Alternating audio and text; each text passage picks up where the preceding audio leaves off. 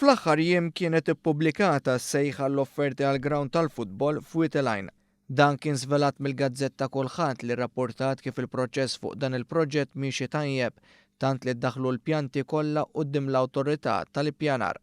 Dan il-ground tal-futbol se jkun qed ikabbar il-logħba tal-ballun għall-lokalità relattivament ġdida fid-dinja ta' dan l-isport u jnissel tama fost l-isportivi skalin.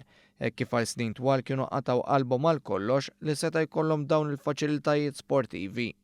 Il-proġett se jkun segwit minn faċilitajiet oħrajn li se jikkumplementaw il-madwar tal-Park tal-Familja Fueteline u huwa mistenni l-proġett jitlesta xi żmien. Sena u nofs minn meta jinħarġu l-permessi meħtieġa bis-sejħa l-offerti għandha tieħu madwar 40 jum biex tkun aġġudikata. Din l-inizjattiva li se ssir b'investiment ta' madwar €1,500,000 ittieħdet hekk kif inħass bżonn kbir ta' investiment ta' din ix-xorta fih dan lokalità popolazzjoni li kull ma jmur dejjem qiegħda tikber.